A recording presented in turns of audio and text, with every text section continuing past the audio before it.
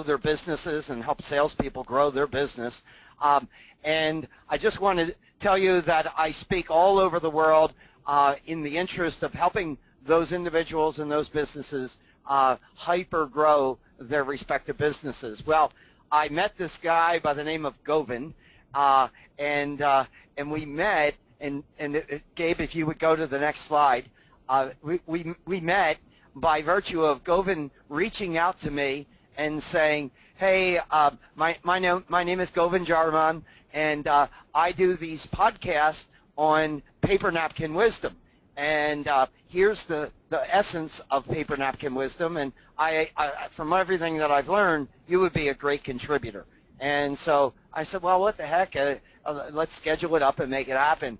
And so I designed a little bit something on the napkin and sent it off to him, and he did about a 30-minute podcast, and I loved the journey, loved the ride, and loved everything that went on, and I thought it was a great learning opportunity for anyone that would listen in to his podcast.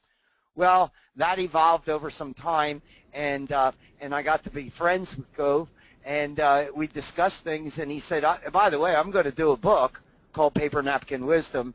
And I said, wow, that's just an awesome idea. And we explored what the book would look like. And at one point he came to me, and I got all red in the face over the phone when he said, listen, I would love to have you partner with me on this book because you get this concept better than most anybody that I've talked to. And so I said, gosh, you know, it's pretty much your project, Gove, but I would love to be a part of the journey.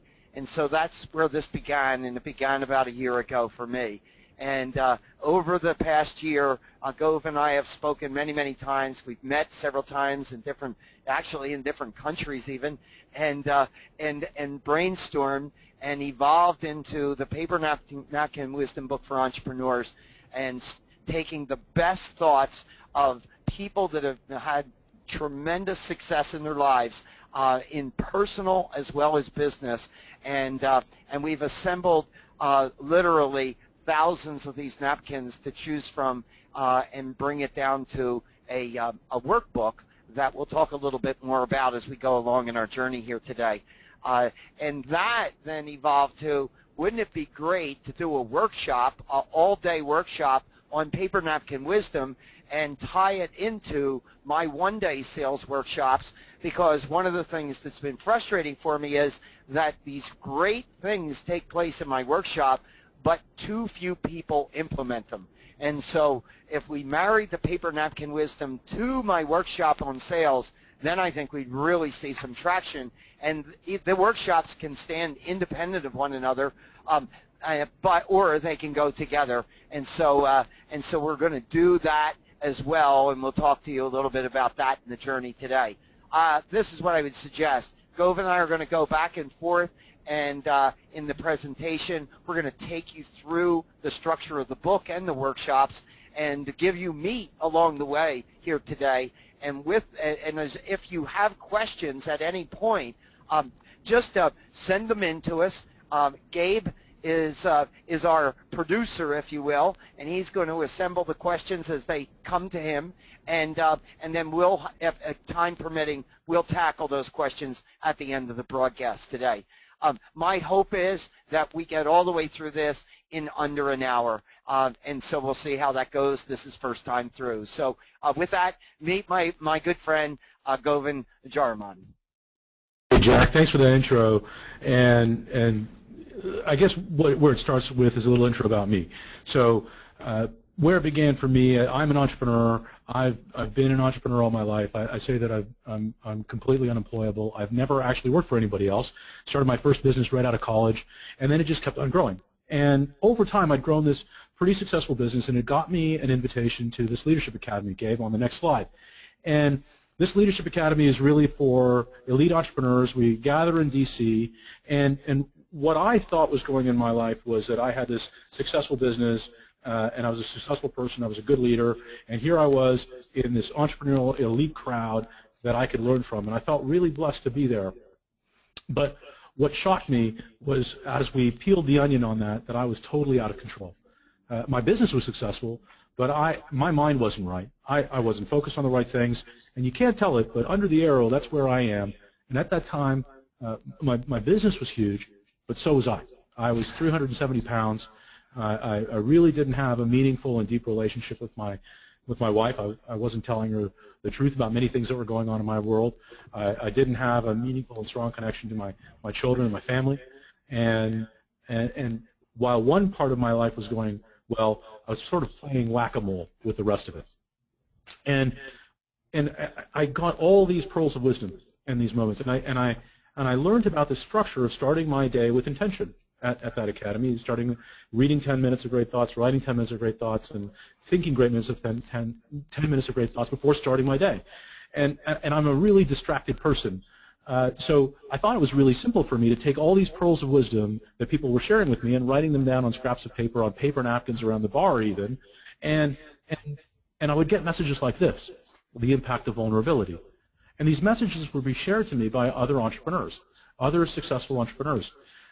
And I wondered to myself, hey, if I broadened my net and I went to some of the best entrepreneurs around the world, would they share with me these pearls of wisdom? And maybe along the way, I'd be able to pick up a magic wand that I could wave around my business and my life that would bring this great transformation for me. Well, I got that and a whole lot more, because these key patterns emerged. And Jack talked about me reaching out to him. I reached out to others with Jack's help and others directly, and all of these hyper-successful people would share deep stories with me about how they achieve success in their business or in their lives or in all simultaneously. And what was really interesting to me is that virtually all of the 1,000 napkins that we got and hundreds of podcasts that we did, people would tell their stories evolving in the same sort of 5-step plan, though few recognized they were completing those 5 steps in the same way. They actually even approached priorities in exactly the same way. Again, few saw it as a system, but they did it naturally. And they also systematically, categorically shared goals, the metrics for success, opportunities and challenges in almost an identical manner with their colleagues, their peers, everybody. They approached their high growth phases in the same way, time after time. They had this system that they deployed over and over again. And it was the same thing. I think about it all the time. People who were successful could replicate that success and do it over and over again. How did they do that? Well, it was the structure that set them free to be able to do that.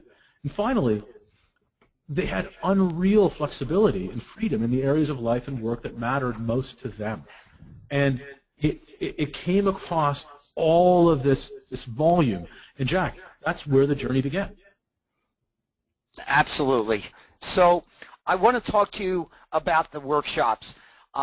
So I do these one-day workshops on sales. I do one-day workshops on management, and they're buy a seat, and you can go to my website at jackdaly.net, and you can see where we're going to be this year in all places of the world. And people buy an individual seat to go to these events. The majority of my work is where I'm contracted by a company or a trade organization to do a keynote or a half-day or a full-day presentation with that specific company or trade organization. But we designed and we do about 30 to 40 of these one-day events. Some of them are 2-day events where we couple the sales and management together.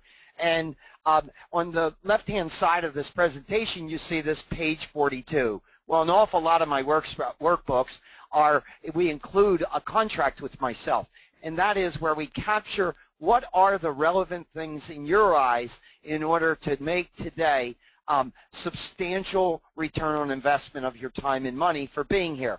And so list those down, and I call it page 42 because in our sales workshops last year, it was a generic workbook that we used all year long, and it was page 42. Some people may be on this webcast, and they may have gone to one of my sessions and it was page 39 or 54, but the concept is the same.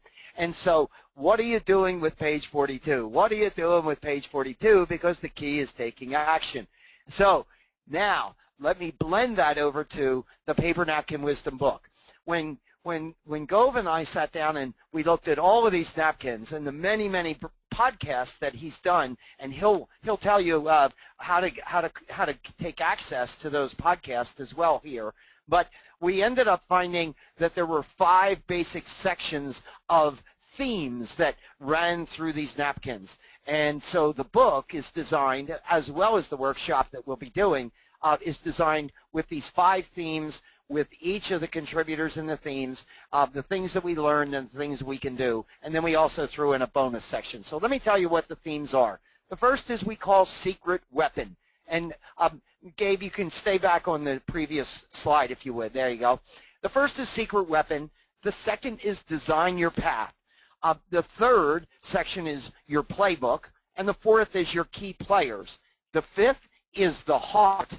And then the last is life and business by design.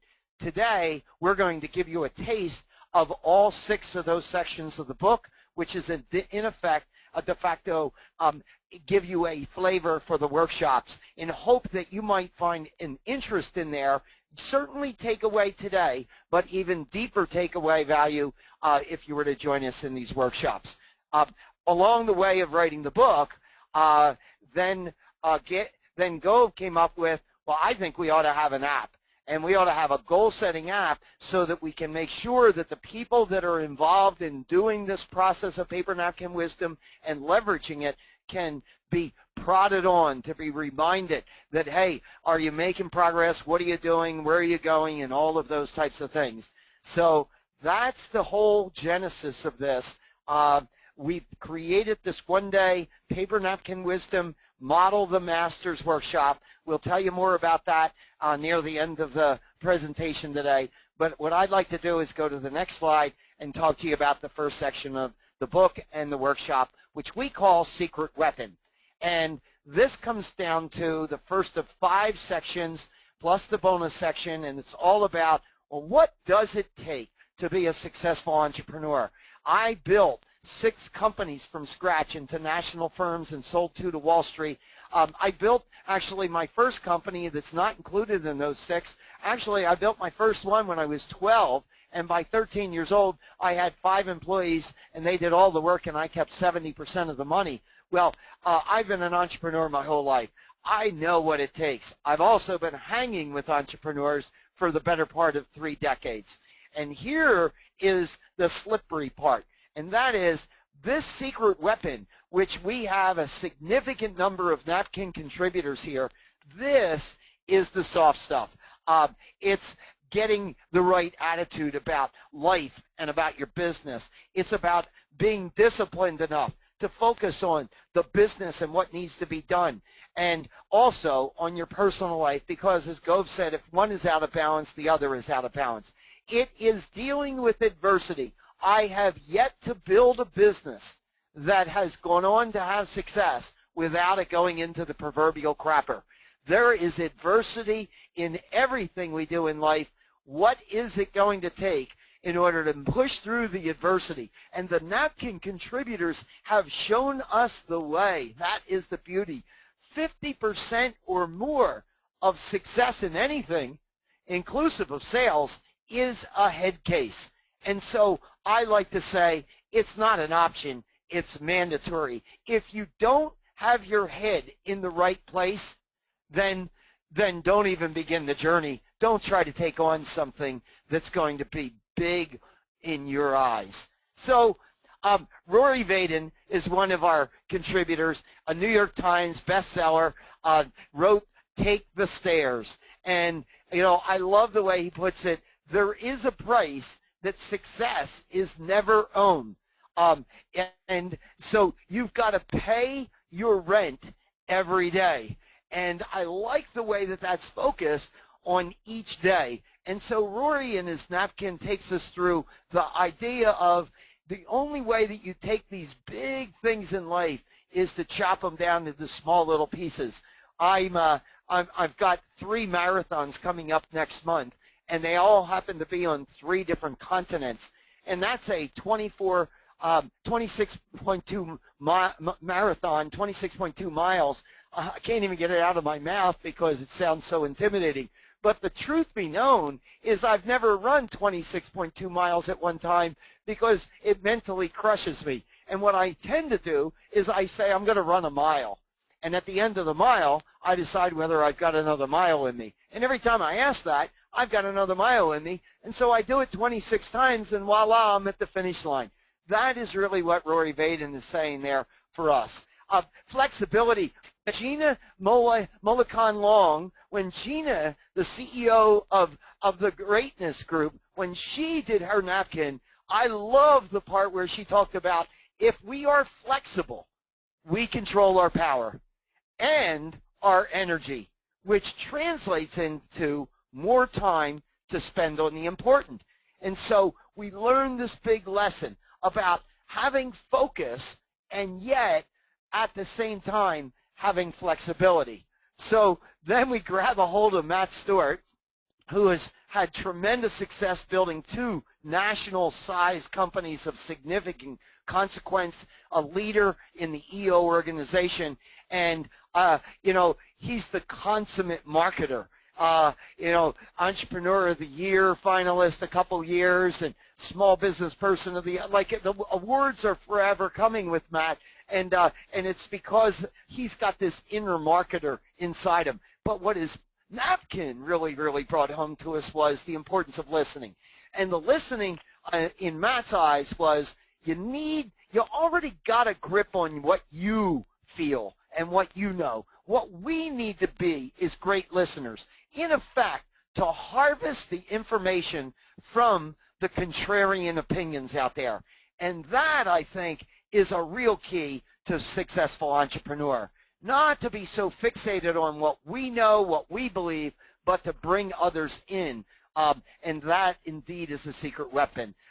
We go on with another bullet point from Shep Hyken, current president of the National Speakers Association, New York Times best-selling author, and that is there is no try. What Shep is all about is stick to what works for you.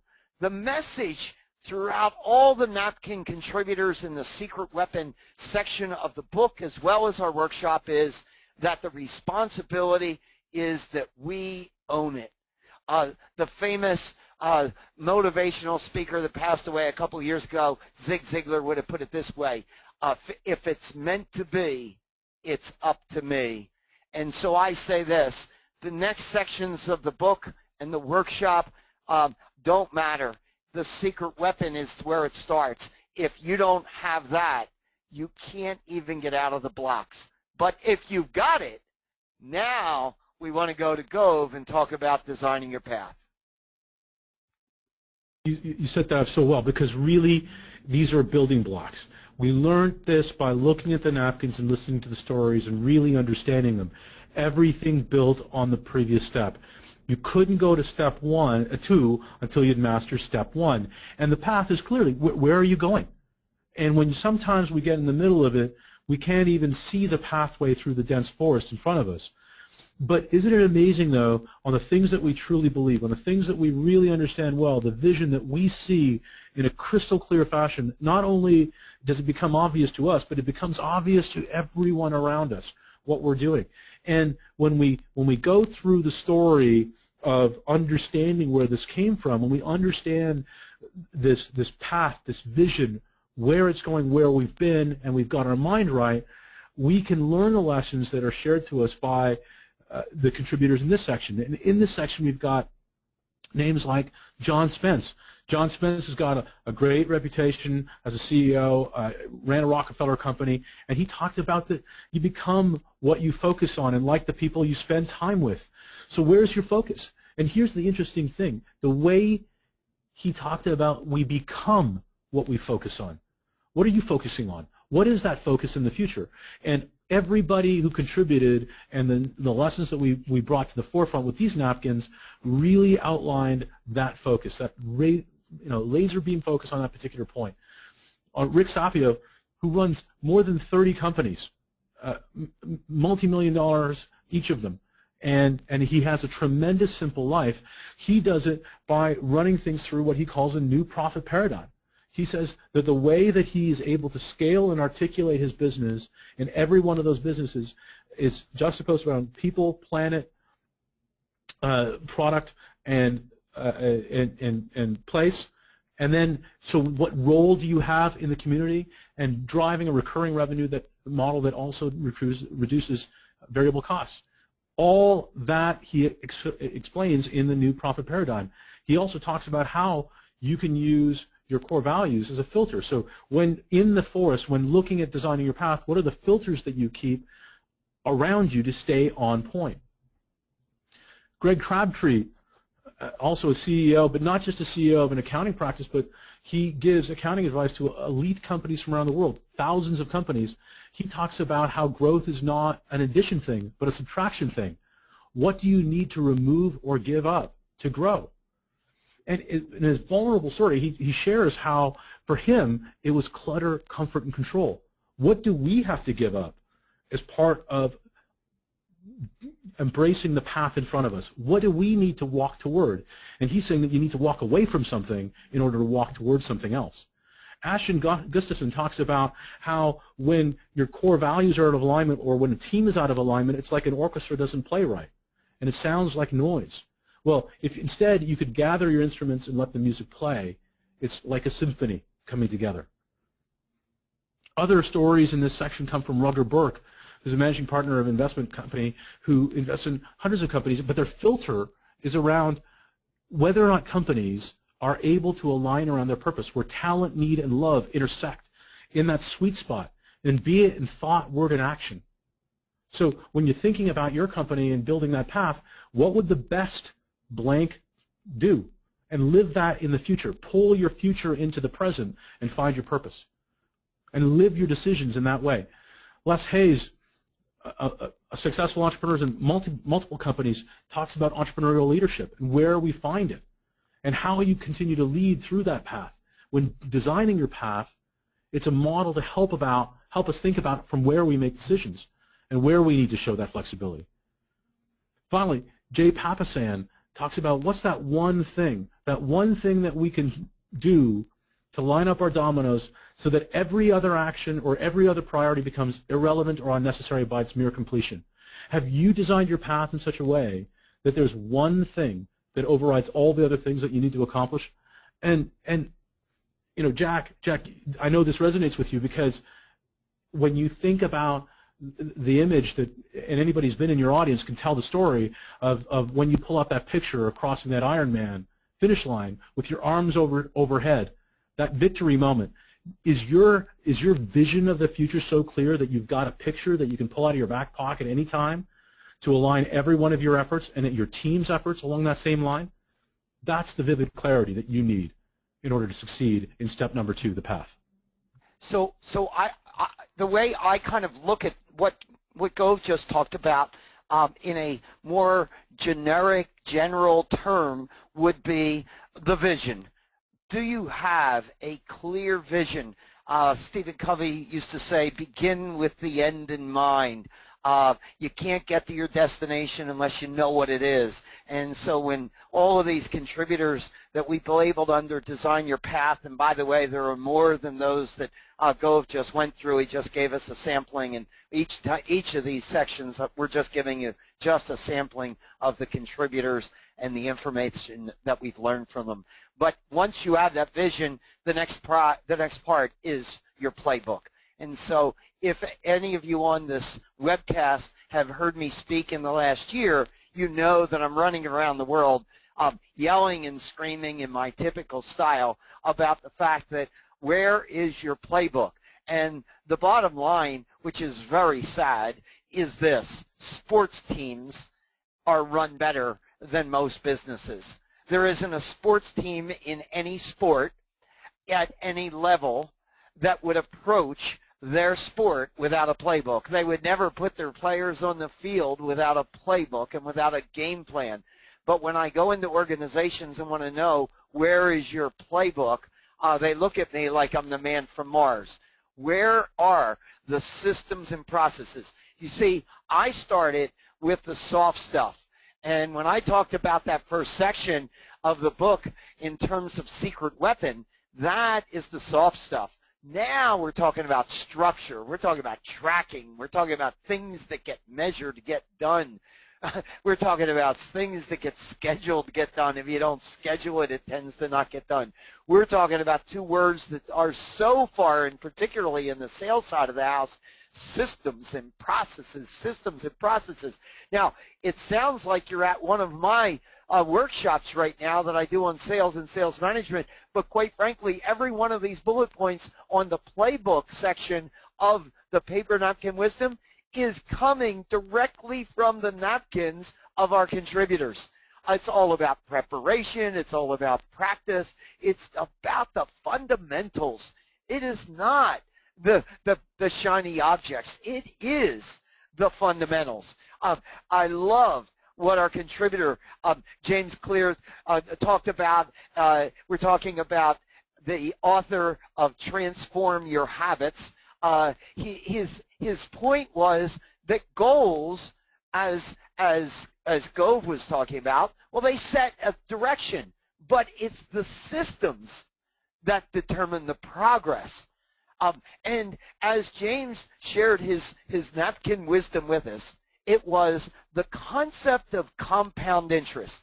Now, I've got a financial background education-wise. I was an accountant in Arthur Andersen, and so I get the whole concept of compound interest. And when I'm making my savings, and that's why we hear so many financial planners talk about saving when you're at an early age, because the compounding effect is so significant as you move on in life. Well, here is what we heard from James in his napkin, and that was the concept of just making 1% improvement day in and day out, 1% more progress towards towards your path, towards your vision.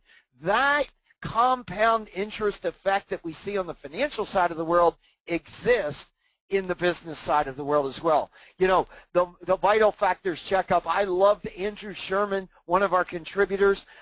He's a partner at Jones Day, speaker, author. It was embrace your dashboard. That was his message to me. Embrace your dashboard. Key performance metrics in one place that you check regularly. And if we were to do the bullet points that you see on the screen here and the things that we'll cover in our workshop under your playbook, then what we're talking about is predictability. And that is a word that I love as an entrepreneur. Wouldn't it be great to have predictability? Anecdotally, I would share with the group that when we put together my personal goals prior to the year and my business goals prior to the year, and then the year takes place, it is amazing to people how close we are on every line item in the plan. But I like to say that once we've done the right work with the playbook, then we just have to wait for the pages of the calendar to go by because it's that highly predictable. And gosh darn it, if something comes up untoward, we have the energy and the resources to go after it in a big way, whether it is a danger or whether it's an opportunity. So the playbook is instrumental. We got it over and over again from our napkin contributors, and that gave us the ability to then move to the next key ingredient in the eyes of our contributors of the napkins, and that was your key players. So Gove, give us a little bit on that. Yeah, so it's such a great segue, right? You know, when we think about some of the great companies around right now that have great teams, scaling companies that are growing at exponential rates. We're not talking about 10% growth, 5% growth, 8% growth. We're talking about companies that are doubling and tripling in size every couple of years. That predictability piece is so strong because one of them is Google. Google, the number one the number one metric they measure in their leadership team to predict success as a leader in their organization is predictability. They log everything about their team to know who is the most predictable, and that's because your key players, your team, and in order to truly work as a team, they require that predictability. So having a strong playbook that is executed against consistently gets you a team that those people, all those people say, man, one of the great successes of my life has been that I've been able to attract great people and retain them for long periods of time. And I've always wondered, how do you do that? How do you do that? Well, it's not that you can just jump a bunch of steps. You've got to go through the first 3 steps to step 4 and then get your key players to work with the team. And some of the stories that we heard about along the way is from people like Brian Scudamore, 1-800-GOT-JUNK. And he says it's all about people. He's got this sign as it works as you walk into the headquarters for 1-800-GOT-JUNK saying that it's all about people. But he talks about in his napkin and the journey that came along with it with the podcast how he made that discovery. It wasn't a straight line. He came by it by making a mistake, by falling down on this and not quite getting it right. He had the other 2 steps right, and when the other 3 steps right, but when he came to step 4, it wasn't quite right. Then Adam Robinson, who himself has a company that is scaling very quickly, exponentially, has hundreds of people working within it right now, but beyond that, they help other companies hire thousands of people around the world, and he talks about hiring great people and then getting the heck out of their way. And there's a process to making that happen, and it's incremental. Again, Hank Green, people who are interested in video blogging know Hank and his brother very well, as they're very prominent video bloggers, and they run a great company. And he actually quoted Will Wheaton, and Will Wheaton's quote was, "Don't be a dick." Well, as employers and as leaders within our companies, sometimes we're often the hard person, the tough one, the bad cop. And his argument was, no problem, be that person. I'm going to get all of your best people to come and work with me because I'm not going to be a dick. I'm going to be a reasonable person with all of them, and I'm going to grow my company as a result. Brian Burrow, who shared that first napkin that I showed off the top, was the impact of vulnerability, and this was so amazing to me. He runs a very successful company, and he's talking about vulnerability. He was one of the very first napkins, and in the midst of me looking for this magic wand, I got that, and it was very difficult for me to understand, but what he was saying was that when we are vulnerable, we're credible. When we're talking about asking for the help we need, we actually get it, and that's powerful. Edith Varley, who has had a massive chemical engineering company, talks about how innovation creates value, strategy capturing value, but human beings actually deliver on that value. So if you don't have a structure to support your key players and nurture them, help develop them, you're nowhere. You're absolutely nowhere. And Eric Slaybaugh, who runs a large alarm and security company out in the West Coast, talks about how we all come with baggage. We all have challenges. But the challenge for leaders within organizations and leaders within groups is always to find people who will help us unpack, which goes back to that notion of the impact of vulnerability. David Nielsen even talked about, he runs another large financial services company out in the West Coast. He talks about how one of the ways that key players execute best is if you create a system and structure to make good decisions that can be implemented quickly. He talks about the time and the cost that's associated with indecision, the cost and time associated with not implementing things. And it's not just the hard cost, but the people cost, because you're not getting out of their way. You're not allowing those things to happen naturally, quickly, and scalably. Jack? Yeah, so I love the transition of the section 4, which was the players, and then coming over to the heart. And I think that we had more napkin contributors that fell under the heart than anything else. You can have all the players you want.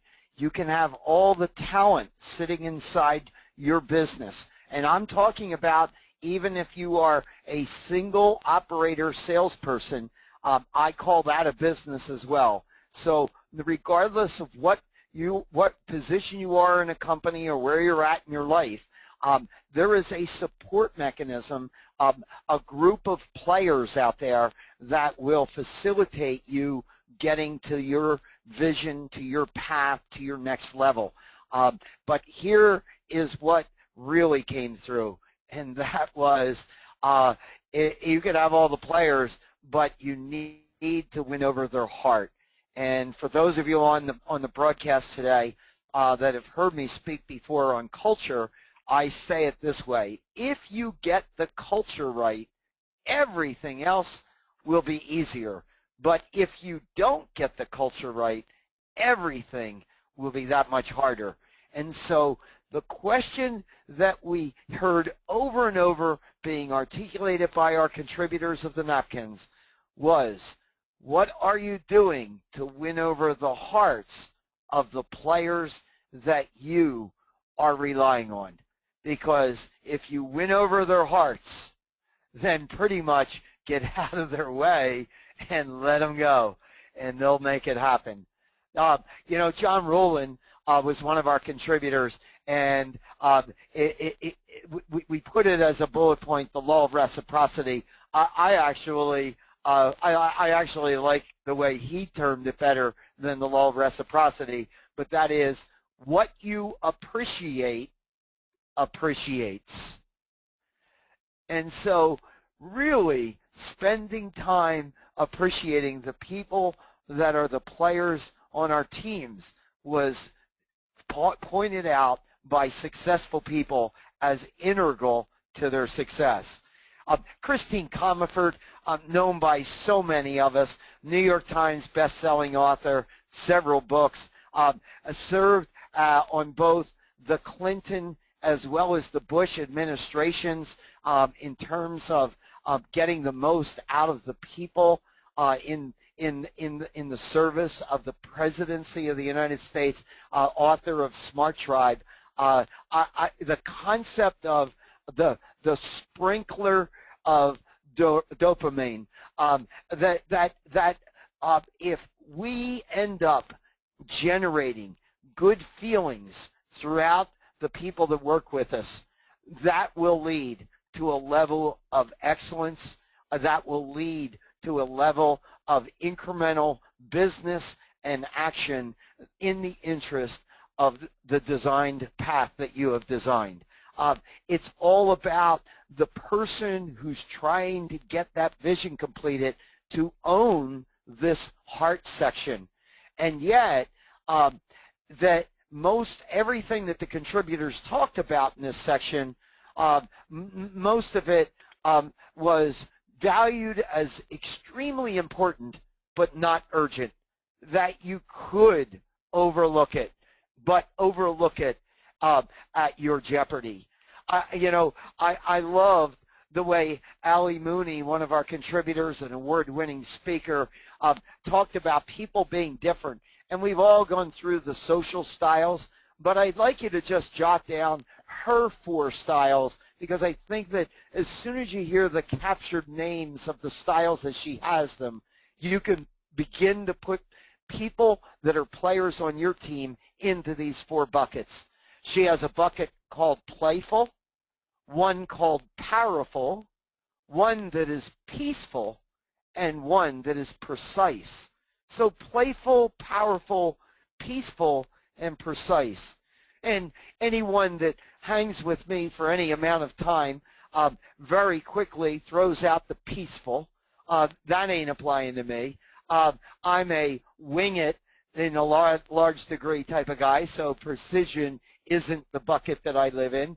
I think of myself as a pretty playful guy, but at the end of the day, I think where I am is powerful, and most people that have been around me from a particularly business standpoint, but I would tell you my family would put me in the same category, it would be powerful. I think most people it's obvious, but the key is that knowing that people are different, are you getting the most out of the players that are on your team by adjusting your style to be more compatible with theirs? It's our responsibility, if we want to get where we want to go, to adjust our styles.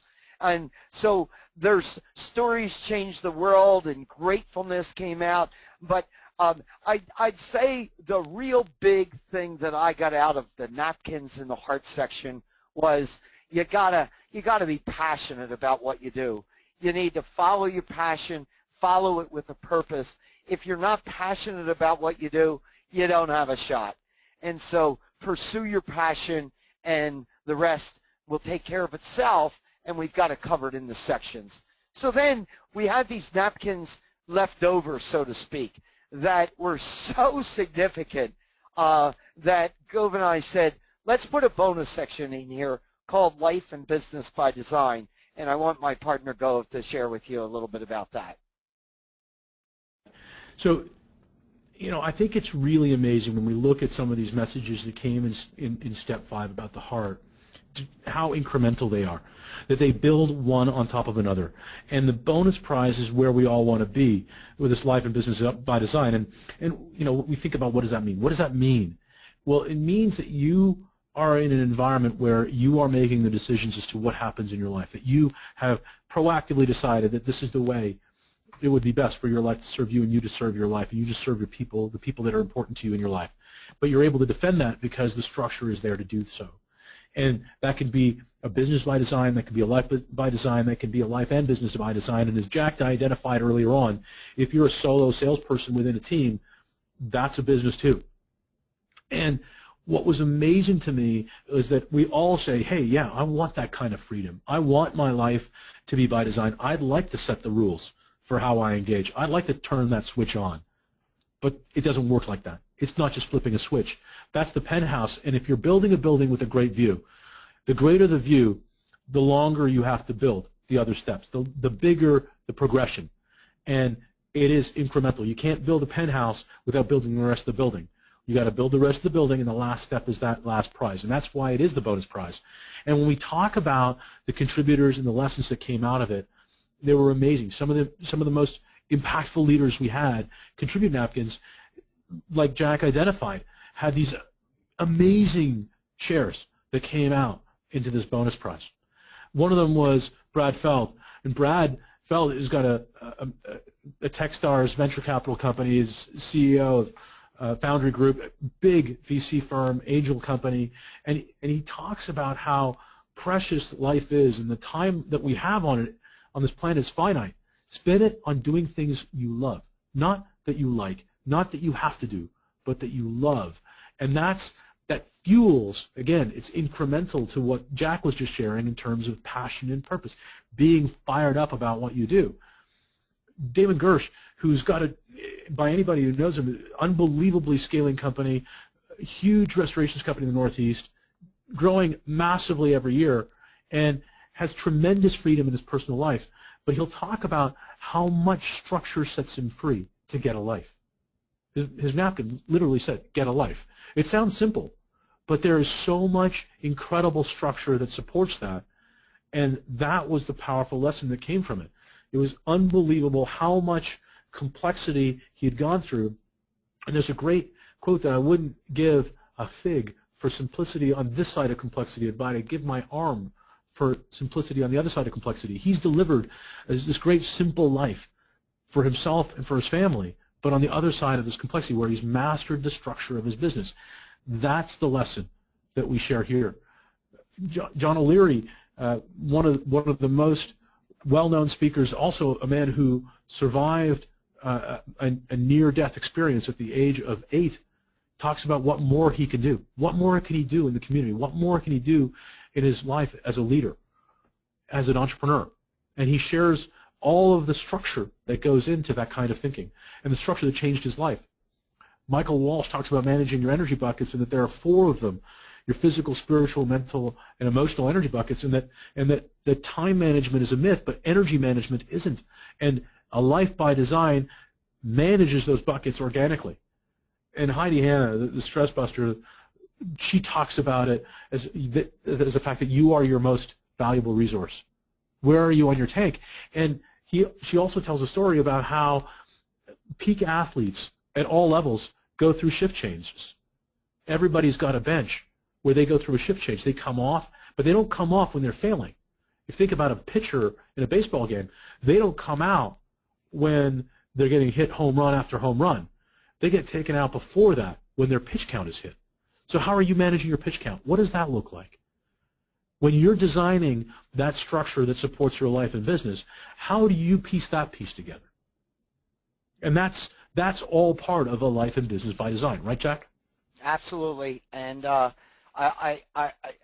you had already gotten the napkin and the podcast from my friend Damon Gersh before you and I ever had our first interchange, Gove, and Damon and I are just precious, precious, great friends. And I remember meeting him for the first time. He's from New York. His business is headquartered in Midtown, but I met him in Vancouver, British Columbia, at an EO university, and I was the keynote speaker.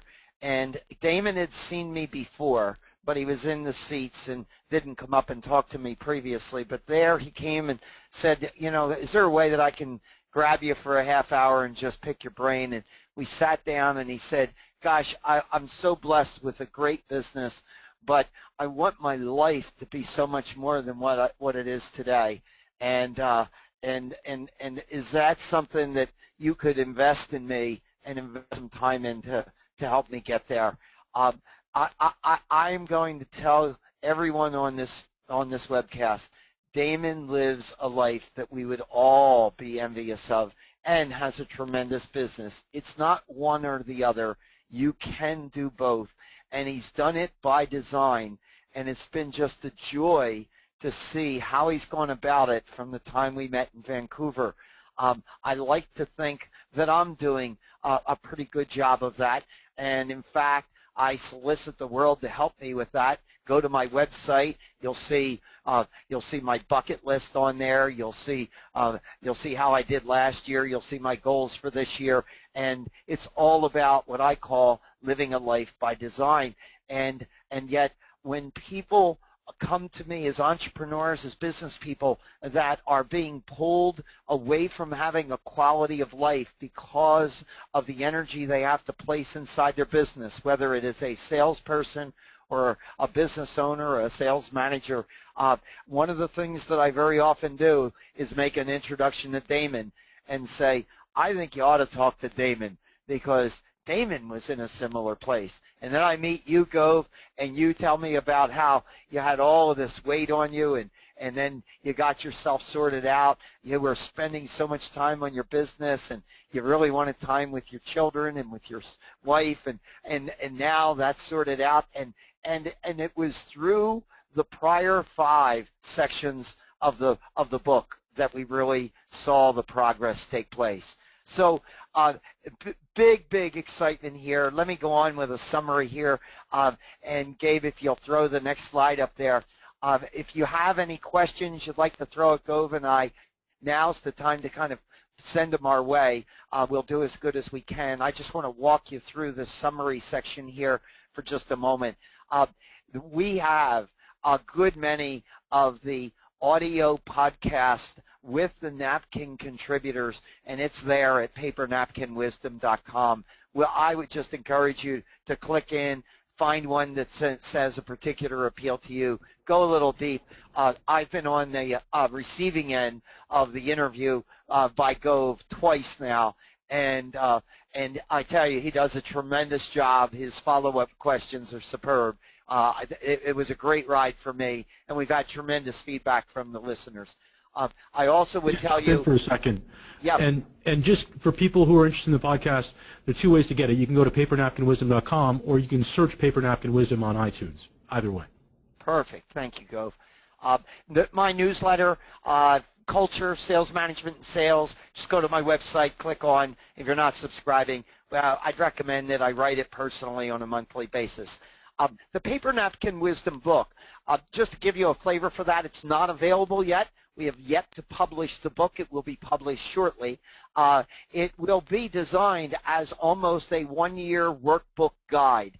And so if you will visualize 52 napkins, having 4 pages inclusive of the napkin per napkin allocated to it, the first page being the napkin and the connection to the podcast. The next page, highlights of the contributor's background, what their key points that they drove home in their napkin interview, and the 2 or 3 of the lessons learned, and then a kind of a summary description of what is in the podcast if you choose not to listen to it, and then 2 pages of provocative questions with room to doodle and answer them, so that our vision is that every week we would take a 30 to 60-minute allocation of time to work through one of the napkins and take action and implement it on our life. At the end of the year, drawing from 52 people that have enjoyed success, we would then be the recipients of all of that knowledge. And Gov, when I'm finished here, if you want to chime in, you've been on that receiving end with all the podcasts, and you can maybe give some testimony as to the value. But let me go on with the workshop.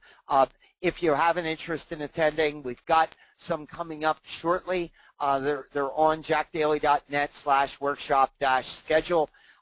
For being with us today, use the promo code PNW when you check out on your registration over the next 7 days, and we will discount your registration by $100. I would also tell you that if you think that you know people that would benefit but weren't on this webcast, go and pass that on to them as well. You can register today, and you will be getting a free copy of the Paper Napkin Wisdom book along with your registration, as well as the app when it's on the marketplace. And so that's where we're at. I'm open to having questions. And Gabe, as we do the questions, maybe we'll throw the final slide up, and that indicates where we're going and when on the next workshops. I just want to jump in on something real quick, Gabe, before you share the first question. You talked about the value of this journey for me. Remember, for me, I was very much going through these steps as I was learning the lessons. As I was having these conversations, I was going through that education, and the product for this, out of all of this, for me, has been that picture that you had before of me. Well, I've lost more than 130 pounds. My businesses have grown. I've become more focused. I have much more time to focus on the things that I love in my life, which is my family, and projects that really I feel are making a big difference, like Paper Napkin Wisdom. So all of these things are happening simultaneously, and I don't believe any of that would have been possible without the journey that I went through, going through these 6 steps personally. Cool. Gabe, anything you want to shoot our way? Sure, there's a couple questions. Ryan asks, are Jack and Gov both speaking at the Model the Masters workshop? We've teamed these workshops up with the Smart Selling workshop. That's me all day. The Model the Masters is the Paper Napkin Wisdom Day, and that Model the Masters, I don't know what kind of artillery Gove would have to bring to keep me out of being there, but he better bring enough ammo because there's absolutely no way that I'm not going to be a part of this. It's too exciting. So yeah, no way. It's Gove and both Gove and me. Yeah, you've got the two of us, and that's really exciting. When it's teamed up with Jack's sales workshop on day 1, then it's teamed up for sure. Gabe, anything else? Yeah, one last question here. Bob asks, I've already seen Jack's Smart Selling workshop. Do I have to go to both days? Bob, if you've gone, you don't need to go again. We've had people repeat over and over and tell me it was better the second time, it was better the third time, because you go at such a great pace. I was able to really resonate and understand some of the things in a deeper way. But there is no need to go to the first Smart Selling workshop if you've already gone, or if you've never gone to the Smart Selling and you just want to go to the Model the Masters Paper Napkin Wisdom Day. That's free, absolutely. You should do that as well. So they're independent, or you can go to both days. We'll be in Toronto as well as DC, and that's just where we're headed in the immediate future. We see more of these coming down the pike.